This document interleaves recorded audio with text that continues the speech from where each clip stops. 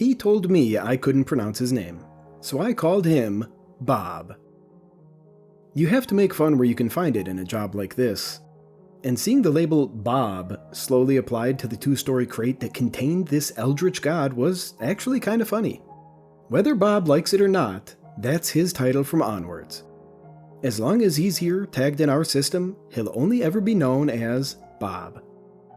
The hissing emergence, the writhing insect mind, the burning hunger beneath the dark. All of those are now just aliases appended to his file. Old handles for something that once dwelt in a pocket dimension 6,000 feet beneath the soil of a weathered plateau in western China. Now, Bob is just one entry in a long, long list of things that have been categorized, organized, and itemized. He claims he was one of the elder gods who descended onto Earth and helped craft the litany of life that burst out of the Cambrian, and that he was once worshipped by a subrace of humans, possibly the Denisovans. But I don't worship anything, let alone Bob. I got enough out of him to finish the entry interview, but like all of them, he kept demanding worship and sacrifice. I think I'll give him a week alone, then have the guys roll his crate out into the open play area where he can see the other primordial ancient gods at play. I know he senses them. The others, most of them will probably leave him alone, provided he doesn't try to bully them first. But we've got a few with real attitude problems, and they like nothing more than picking on the new guy. I could sense the anxiety in him as he stewed in his cage, pulsing rhythms of flesh rolling in non-Euclidean planes that made my eyes water and my visual cortex throb. I could tell he was uncomfortable. He knew there were bigger fish in the pond, and that he's in for a rough ride once he meets them. The thing to remember with these guys is that if they were hiding, they probably weren't that big of a deal to begin with. It took a small army and 3 years to excavate Bob, and I think that says everything you need to know about him. Agatha. I like Agatha. She's old, she's wise, she's funny. To think we found her trapped in a cavern beneath Paris. She'd been stuck there for over 100 million years. No stimulation, no entertainment, nothing. One of the other ancient gods put her there and she couldn't get out no matter how hard she tried. Until we found her. First sign of Agatha that came across my desk was a report of unusual drilling by a company hired to maintain Paris's sewage system. They inevitably encountered the catacombs, as you do, and through some complicated fuck-up, they punched a hole into an undiscovered series of subterranean chambers. These weren't man-made, and had nothing to do with the catacombs. Vast open spaces filled with glowing lichen and bone-colored stalactites that were 3 stories tall. A Vernian netherworld hidden beneath one of the world's most populated cities. They're still mapping it out, I believe, but that falls under another department. How it was missed, I'm not sure. Maybe others did discover it, but took one look at that aching darkness and turned around. That would have been the sensible thing to do for sure. Why these construction workers went rooting around down there, I'll never know, but it was about as bad a decision as anyone can make. I went in with the team 3 days after they disappeared. 2 guards, and 1 assistant who wouldn't shut up. More than once, the guard on my left flashed me a knowing look, a kind of Jim Halpert, oh boy, here we go, look as the assistant voiced yet another naive inquiry. I rolled my eyes and let the guard and I share the moment, 2 experienced agents who found the newbie a little irritating. Those kind of routine social moments, basic human interactions, they're not my cup of tea. But I've learned it's not a bad thing to practice being normal sometimes. Still, the assistant yammered on, blissfully unaware just how much he was annoying everyone. I could have told him to stop, but I'm not an idiot. It's like that joke about the 2 hikers who see a bear and one of them kneels down and starts to do his laces. So his friend turns and says, "What are you doing? You'll never outrun a bear." And the guy replies, "I don't have to, I just have to outrun you." So yeah, I let the assistant chat loudly on as we trekked deeper into the caverns, our path lit by the eerie glow of fluorescent lichen. "What do you think we'll find down here?" he asked. "Like if we do find an old one, like what type?" Probably an ooze. I replied as I palmed the inscriptions on the wall. The torso-sized symbols had been burnt into the stone with what looked like acid. Like the last one you brought in? The assistant chirped. What was it called? The crawling shadow that dwells beneath our fears? I snorted. It's Elfie from now on. I said before holding up a finger to stop any further questions. I spotted a single point of light up ahead, flickering in and out of life but so clearly visible in the chthonic darkness. When we reached it, we found that it was a single head torch, modern design with its batteries close to dying. Found our missing workers. One of the guards grumbled as he nudged it with his foot. Without speaking, the two men armed their weapons. One slid into point, the other towards the rear. On my direction we carried, but picked up the pace to something less leisurely. I read the interview for, Elfie? The assistant nervously muttered. It said that it was the progenitor of all cephalopods? Is that true? It makes sense, they're so alien. I rolled my eyes. If I had a penny for every one of these fucking things that claim to have invented octopuses, I'd be a rich man. But it just makes sense. Their anatomy, especially the distributed central nervous system, it's completely Something lunged out of the darkness to our left. A hairless man clad in torn and dirty overalls. He growled like an animal as he tackled the assistant to the ground and buried his face into the young man's chest. This peculiar method of attack piqued my curiosity, and I watched with a detached interest as two men writhed on the ground while my assistant squealed and cried in agony. The fight, if it was a fight, was going poorly for him. He kept trying to lever his bloody fingers beneath the man's face, struggling to pull the featureless head away from his chest. Eventually, his screams became uncomfortable, and I nodded to the oldest guard who shot the attacker effortlessly. 2 hits to the torso, 1 to the side of the head. The exit wounds weren't typical. They were bloodless punctures, like finger holes in plastic wrap. The attacker still keeled over, but his head remained stuck to the young man's chest, almost like it had been glued there. The assistant kept on screaming, a real ear-splitting shriek as he gestured futilely at his chest. Get it off, it burns! I walked over and tried to roll the attacker off, but something had bonded the two men's skin. Another tug, and nothing. Confused and admittedly intrigued, I planted a foot on the assistant's shoulder and pulled with everything I had. Without having to be told, the 2 guards came over and helped. We knew we were close when the assistant's squealing hysterics pitched to a crescendo and he passed out for a few fleeting seconds before coming to in total shock. He lay there whimpering as we finished the job, finally tearing the 2 men apart with a noise like a boot being pulled out of deep mud. Finally apart, I saw the attacker's face wasn't a face at all. It was a fingerprint. The ridges dotted with little pea-sized orifices oozing a clear fluid that smoked and sizzled in open air. The assistant still lay where we'd left him, whimpering as he gingerly probed his ruined chest with quaking hands. The skin was dissolving before our very eyes, and even his sternum began to wilt and sag like wet cardboard. You could see his heartbeat, like something out of a cartoon. Oh no, oh no, oh no, oh no, oh no.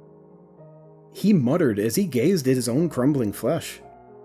I nodded at the guard, and he shot him. I take it this is one of the workers? The guard asked as he nudged the attacker. His light caught on an ID badge that answered his own question, so I merely shrugged and gestured for us to carry on. Half a mile later, we found Agatha playing with the rest of the workers. All of them looked like our attacker, with rubbery, hairless heads resembling giant thumbs without nails. They crawled on hands and knees, using their boneless skulls to pin scuttling albino rats to the floor, where they digested them alive. The rest of the time, they lay propped up against Agatha's quivering ectoplasm, stroking the ridges of their own faces and emitting a muffled whine. Agatha and I spoke for a good while down there. It really didn't take much to get her to agree to a relocation to our facility. Whatever bindings held her in place were easily undone, and unlike Bob, there was no need for a crate. She was cooperative. We let her keep the workers she'd gotten her feelers on, and with good behavior, she later got her own studio. The other oozes think she's a teacher's pet and moan endlessly about her special treatment. They don't see what I see. I think it's because her creations don't factor into some ridiculous plan of world domination or the consumption of all life or some other self-aggrandizing shit like that. She's an artist. Those construction workers, she didn't reshape their bodies because she wanted worshippers. It was because she'd never seen a fingerprint before, and the intricate pattern struck her as beautiful.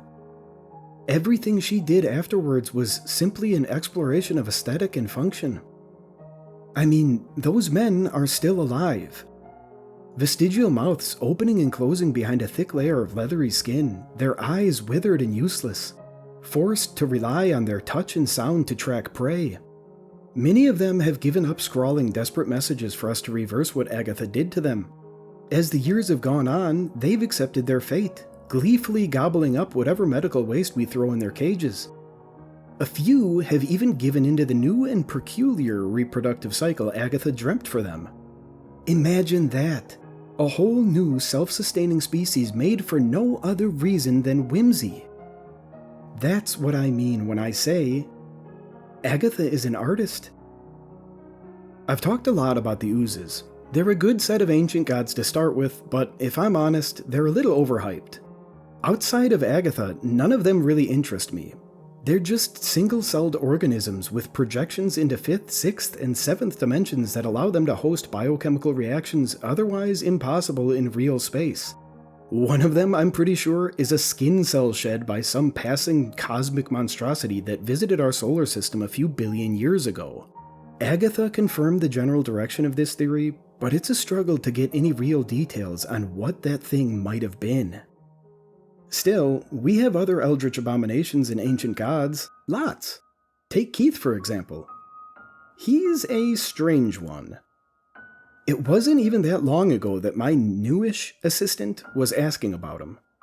She'd glimpsed his face walking past his door and, understandably, was confused by the sight of an Asian male aged 30 wearing a checkered shirt, slim-fitting jeans, and a polite smile.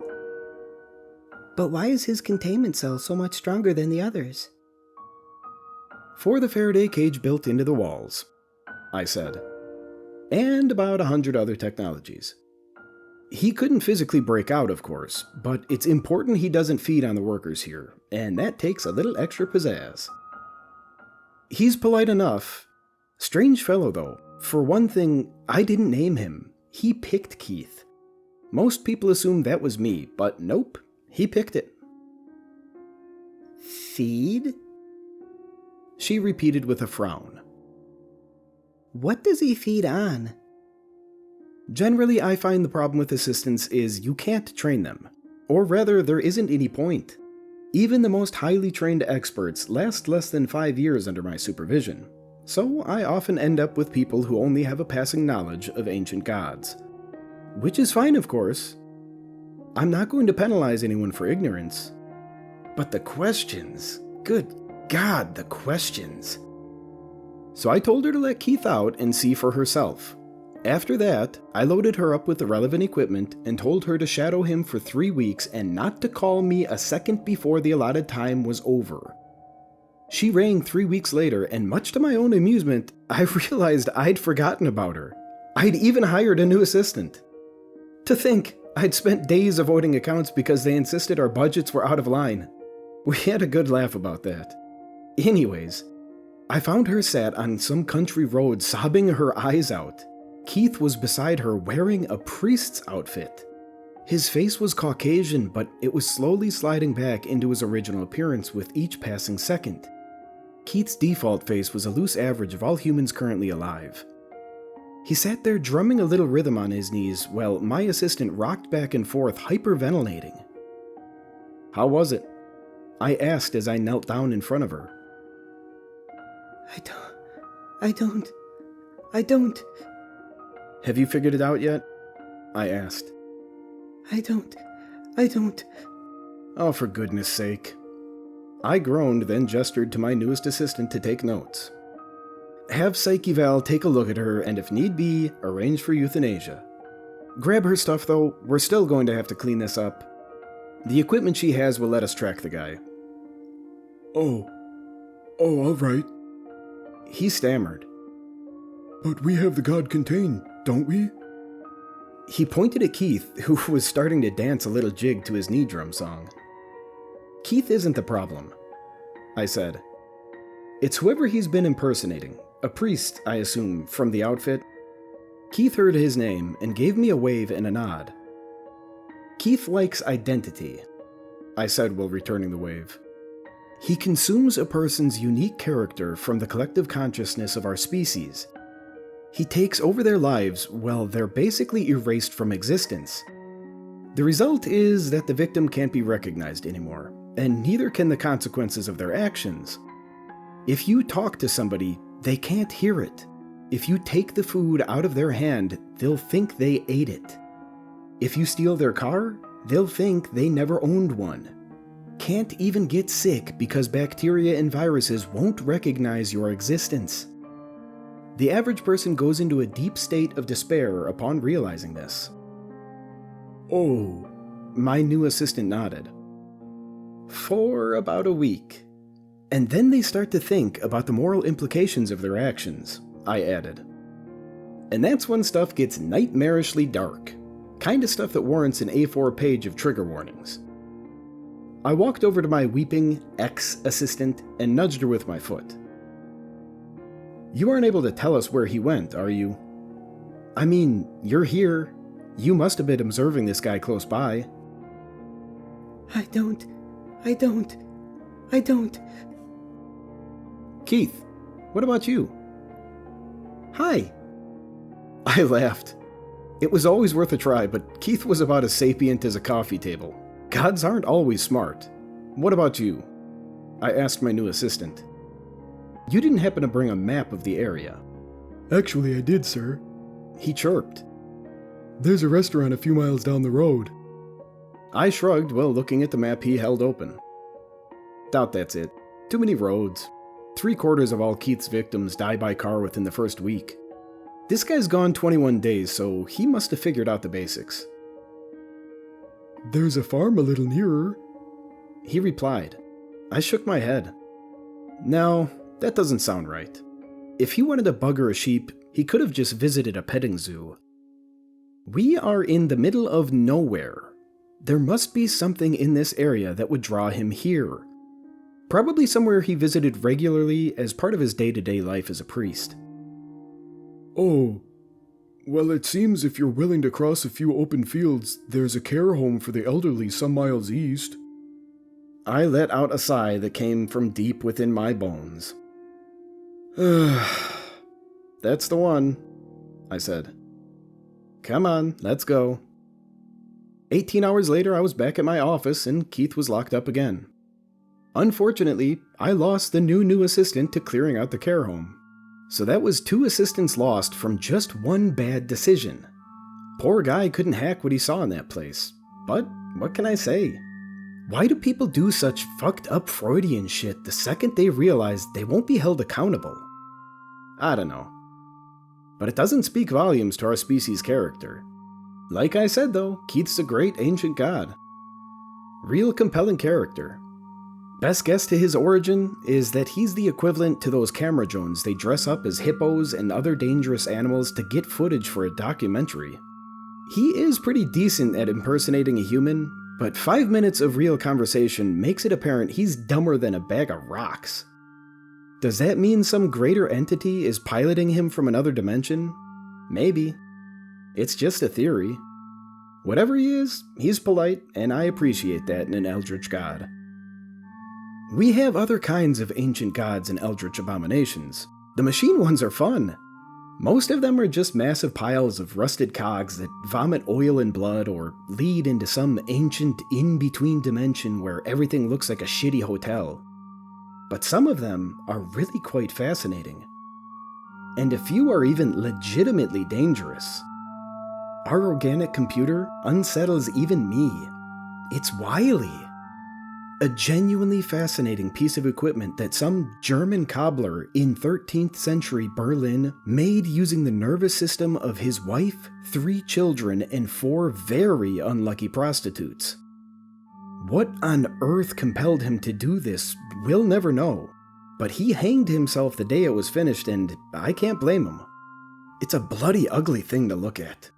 A quivering mixture of putrefied jelly and cartilage that whispers all sorts of filth from mummified orifices that, well, let's just say they make for shitty conversation. It's bloody awful to see those puckered holes trying to spit out lurid truths that drive men mad. It's like listening to Elmer Fudd recite the Necronomicon. And to top it all off, the fucking thing only speaks German. So, of course, I had to hire somebody with German language skills who also had a doctorate in computer science, another doctorate in historical languages, and what I hoped was a strong constitution. Initially, he wasn't very keen on doing the job, but I locked him in there for a few minutes, and after that, he was very interested. We already had a rough idea that the computer somehow deduced and formulated secret knowledge, usually catered to appeal to the nearest individual. The CIA worked with us for a while, trying to use it to get state secrets, but they deemed it ethically problematic, and not worth the human suffering.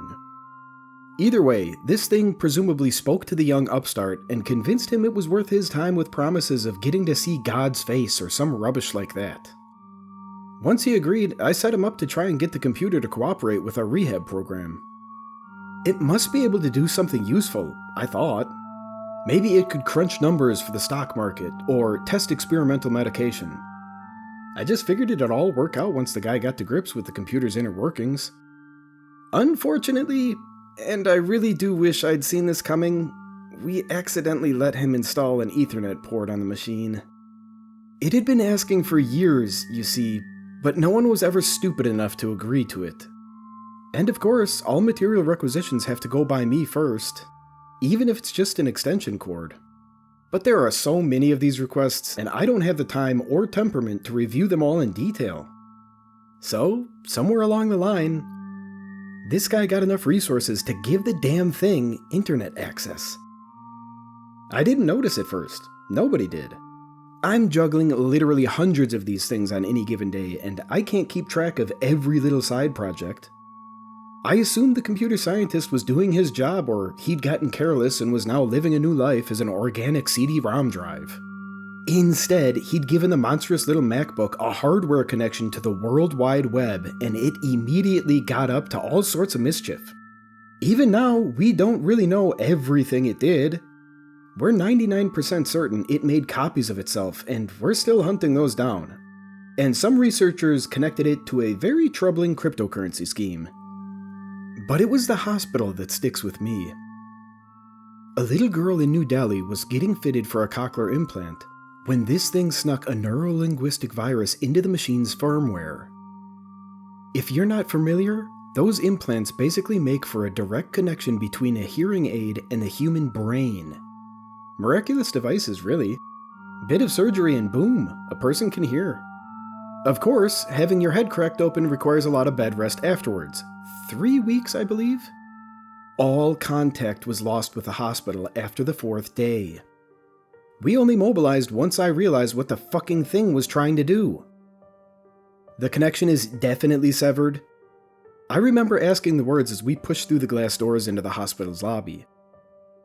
The entrance was open for barely a few seconds, but I could feel the entire battalion of armed soldiers behind us tense nervously as we stepped through.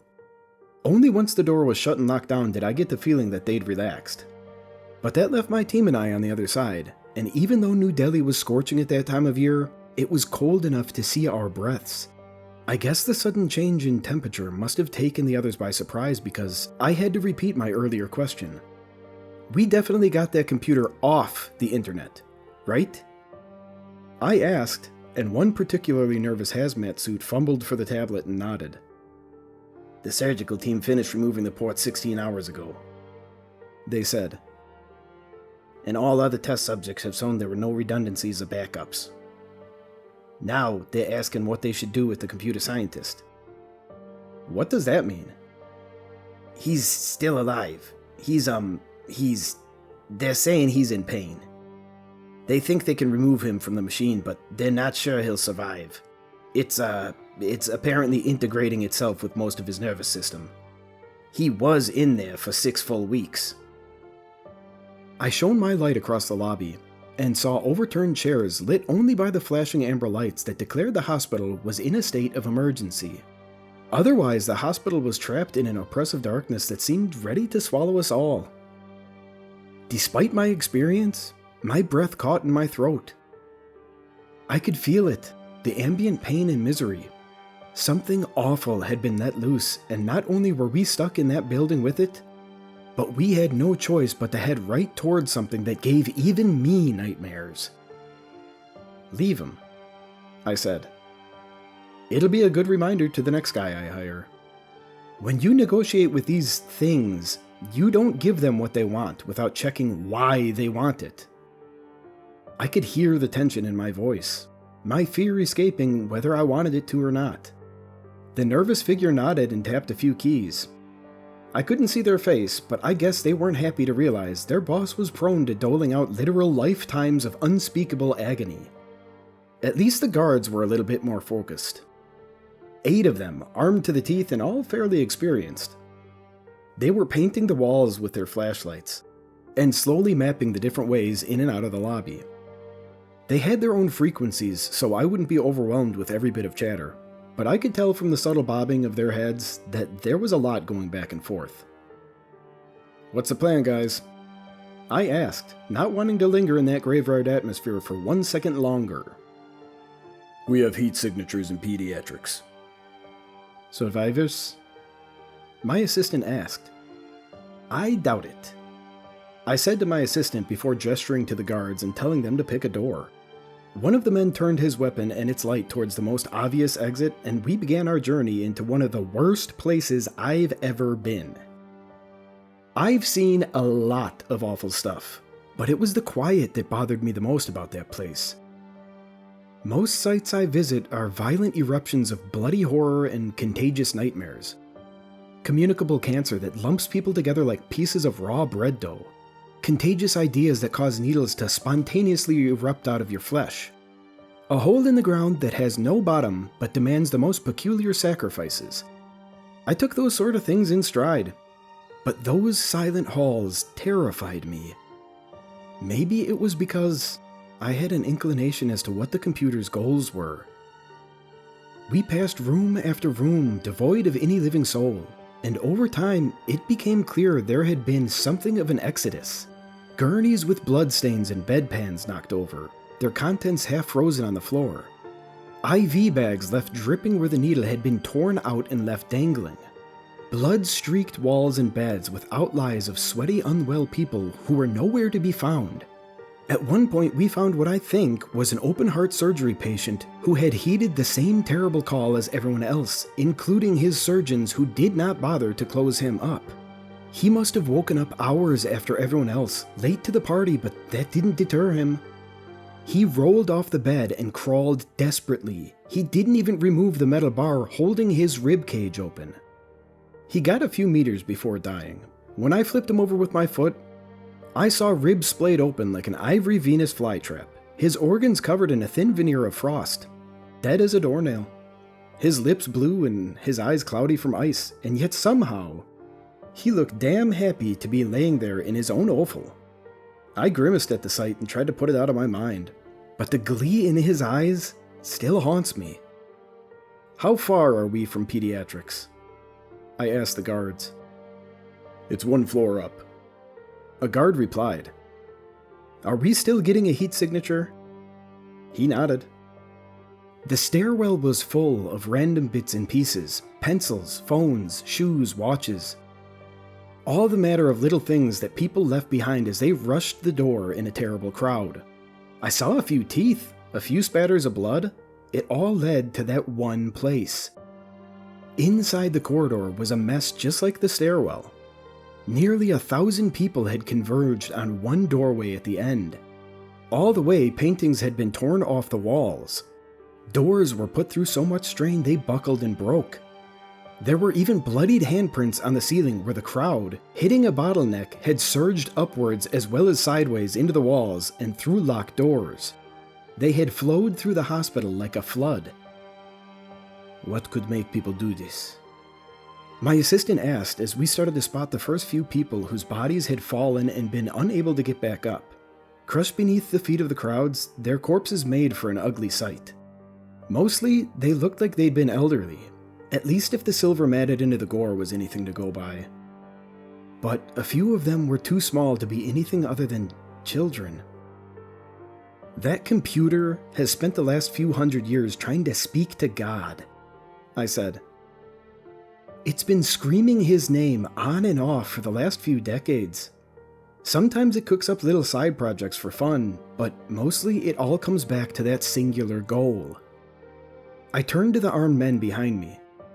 Tell the team outside to prep our facilities and teams for the Abraham procedure. There was a bustle of activity as each one reached to the radios and tablets and began sending messages. Once it had faded and the silence returned, I gestured for us all to carry on. I wouldn't bother, I said when I saw my assistant trying to take steps between the increasingly frequent corpses. It's only going to get worse. And it did, until at last there was no floor to be seen. There was only a carpet of discolored gowns and broken humans, each of them victims of some unseen compulsion drawing them towards those doors. 2 of them, each with the window painted black with blood and flesh. And just beyond lay our heat signature. Oh, it actually did it. Didn't it? I muttered to myself as I suppressed a shiver. Pardon? My assistant asked. Come on, I said, trying my best to seem chirpy. Let's go speak to one of God's representatives. Inside was a little girl who paced like a tiger in a zoo. She didn't smile when she saw us, but she did stop and stare at us with eyes that could have pierced steel. Oh boy, I muttered, secretly glad no one could see the sweat pouring down my face. A survivor? My assistant asked, and I wondered if he paid any attention to his surroundings. Much like outside, this room had been coated with what seemed like a half a foot of blood, meat, and muscle. Unlike outside, this flesh was still twitching. Nope, I said as I put a hand across his chest to stop him from rushing towards her. It isn't like me to intervene on the behalf of someone else's stupidity, but then again, I don't like losing leverage either. It's the girl, he said. The one with the implant that you identified? Nope, I repeated. He looked closer, perhaps coming to appreciate the absolutely monstrous expression of hatred painted on her face. That girl would have been the first to go, I said. Her head was used to emit sounds only they can hear. I gestured to the girl-shaped illusion that had now resumed its pacing. A summoning for an angel. Something anyone with half a brain cell would never do. And unfortunately, this summoning worked. And when the angel arrived and realized it had been caught in a trap, it would have smashed whatever was making that noise into pieces. And then it would have summoned every living human it could to try and find whoever set the bait. And for every human that couldn't help, it would have gotten angrier and angrier and angrier. Until? My assistant asked. Until someone arrived to inspect the trap. We could just let it go? He replied. The girl stopped pacing once more and looked at us. It would kill us, if we're lucky, I said. I thought angels were good. These things are puppeteers, I said. They can play our nervous system like a fiddle and make us see or feel anything they want us to. They can take us apart and put us back together in any arrangement they feel like. Because whatever put us on this earth left them behind so they could impregnate unwitting teenagers, split the Red Sea, and conjure whatever other miracles were needed. They were meant to be our caretakers like we were meant to be the caretakers of Earth. That sounds like the good guys. Think about how we've treated planet Earth. I snapped. Think about how we treat the birds and the animals. Think about industrial farming. Think about how we treat dogs. Castration, sterilization. We breed them into disability, force them into incest, clip their ears, break their tails, euthanize them when it's convenient, breed them when it isn't. And they, I pointed to the girl, like us a hell of a lot less than we like dogs. Let me go. I knew we'd been compromised the second we saw the girl as a girl and not a scuttling arachnid monstrosity larger than most cars. But I still jumped at the sound of that thing's voice. It meant it had a direct wiretap into our minds. Angels don't do wireless. Everything is physical. Somewhere in that room were organic filaments thinner than a hair but tougher than steel, and they'd already breached our suits and were communicating directly with our brain stems. No, I replied. Letting you out means that my final moments will be painful, but you're weak, that much is clear. And we've been pumping all sorts of nasty stuff into this place for 2 days straight, and I'm pretty sure that's why I'm not trapped in a literal nightmare of eternal suffering and degradation. Let me go. We're open to negotiation, I said with a cheerful tone stolen from the barista I visited every morning. For a second, the illusion flickered in and out. The girl disappeared, and we all glimpsed a bramble-like knot of chitinous legs that concealed some unseen central mass. Only each limb was as thick as my thigh and covered in undulating hairs and glistening black eyes. I felt an overwhelming desire to kneel. We will let you go, I said, if you allow us to go unharmed. We can shut the trap down. We have its creator, and it has shown us how. But we won't do that if it just means you're going to kill us. The barrage of images it put into my head as a response to this, let's just say it made Keith's last victim look like a Boy Scout. Most eldritch abominations don't have feelings the way we understand them, but angels do. They were deliberately sculpted to understand us and our world, so they can better manipulate it from behind the scenes. They're not alien. They're worse. They are jealous and spiteful, and capable of putting these emotions to work on an unprecedented scale. This is the kind of hatred that prompts invisible genocides over some misplaced tea. Whole ethnic groups have been permanently scrubbed from our history because of these things. I'm talking violet eyes and naturally blue hair. Gone. All gone. We don't even remember them. If it wasn't for Agatha, neither would I. We could kill you, I said. You're not immortal, you're just like us, biological matter that can come undone just as easily. Not quite as easily. Your official designation by the others, you know the others, I replied. The blobs and the goat-footed breeders who go scuttling in dark places, the dwellers in the deep, the primordial oozes who were here long before you. They call you Ixodida, after ticks. That's how they see you. You're a parasite, like the kind a farmer has to protect his sheep from. That makes you livestock. Still, we are at an impasse, I said. You're dying. Even as I spoke, I could feel the facade of my plan start to crumble. There was no easy way out in this situation, and I'd entered it terrified as to how I was going to make it work. Angels are a sophisticated species, and they would be deeply unhappy to know that a bunch of primates had gotten the better of one of their own. I'd hoped to try out some kind of negotiating, but that'd be like one of us negotiating with a stray dog that had bitten a child. No matter what happened, if this angel died, I could count on the others finding me. And that'd be a best-case scenario, living a day or even a week. Unfortunately, I didn't even get that far. Without even appearing to move, the angel unmade the guards.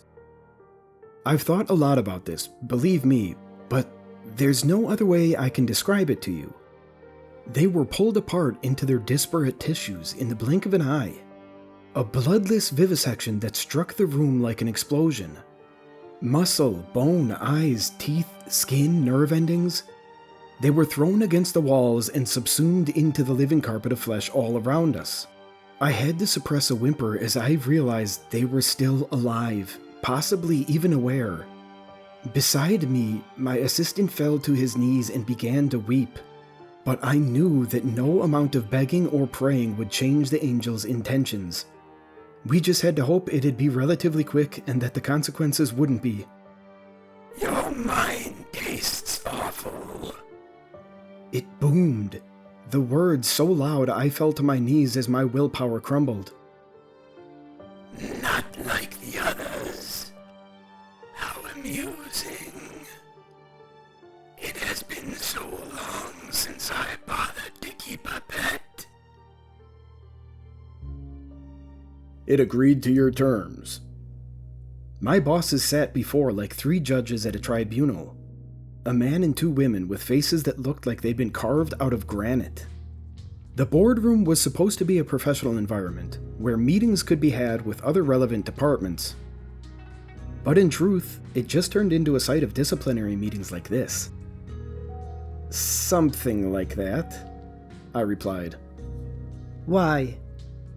He was younger than we thought, just a few hundred years old, and, thankfully for us, something of a history buff. That's why he heeded the signal from the hospital in the first place. Apparently, the creator is something of a taboo topic in their culture. He was hoping to learn a little more about it all. He has been thrilled to enter our organization from within and peruse our archives. And none of the others have come looking for him? The man asked. No need. He is alive and well, and enjoying himself. Business as usual. There was a knock on the door, and I turned to see my assistant poking his head through. He waved and smiled and showed me the tray of coffee he wanted to bring in. I smiled back and gave him a thumbs up. We were always led to believe angels and other Abrahamic abominations were not on the cards for this organization. Will he have trouble working with the program? One of my bosses asked as the young man placed the tray down and began to distribute drinks. Well, unlike others, they're actually very well versed in human mannerisms in our society. Not much rehabilitation to do, really. And of course, they can appear however they want, so long as they have a direct line of sight. I answered. A lot of the time, they let our mind do the heavy work. We fill in the necessary blanks. If they appear as a policeman, we'll see everything we need in order to support that idea. Gun, badge, so on. Ultimately, it's our own minds that make their disguises so convincing without them even having to move. And what are you calling him, this angel? My boss's eyes went wide as they processed the voice that had been inserted directly into their minds. One by one, they lowered their drinks and turned to face my assistant. Even I, who had spent days with the walking nightmare, could not suppress a shiver. Sorry, he said before coughing to clear his throat. Force of habit. I like Uriel. He told me I couldn't pronounce his name. I explained as my assistant stood behind me and placed a single hand on my shoulder. I tried to ignore the taste of copper in my mouth and that intense itch at the back of my neck. So I let him pick an appropriate and respectful alternative.